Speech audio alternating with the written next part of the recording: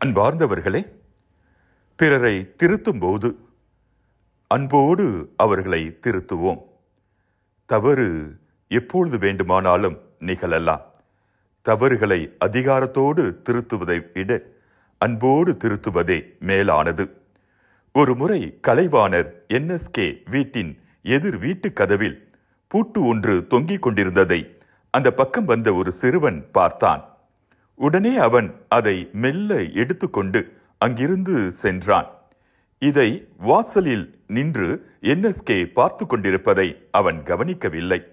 ஆனால் இவரோ அவனை நிறுத்தி, "தம்பி, உன் கையில் என்ன இருக்கிறது?" என்றார். அவனோ முதலில் சமாளிக்க கடைசியில் மாட்டிக்கொண்டான். பிறகு மன்னிப்பு கேட்டான் அந்த சிறுவன். "ஏன் இந்த பூட்டை எடுத்தாய்?" என்று அவர் கேட்க, "சரியான பசி. இதை பழைய இரும்பு கடையில் கொடுத்தால் 2 ரூபாய் கிடைக்கும். நானும் என்னுடைய வயிற்று பசியை போக்கலாம்" என்றான். அதற்குள் பூட்டின் சொந்தக்காரர் அங்கு வந்துவிட NSK கையில் பூட்டுடன் நிற்க அருகே பரிதாப முகத்தோடு ஒரு சிறுவன். இதை பார்த்தவர் ஆவேசப்பட்டார். அதற்குள் முந்திக் கொண்டார் NSK. "வாங்க, இதோ இந்த பூட்டைத்தானே தேடுகிறீர்கள்?" ஒரு பையன் இதை எடுத்துக்கொண்டு ஓட அவனை இந்த தம்பிதான் துரத்தி பிடித்து பூட்டை கொண்டு வந்து என்னிடம் கொடுத்தான். அதற்குள் நீங்களே வந்துவிட்டீர்கள் என்றார். அது மட்டுமல்ல, மீண்டுமாக, "பாவம், இந்த பையன் மிக சிரமப்பட்டு விரட்டி பிடித்திருக்கிறான்.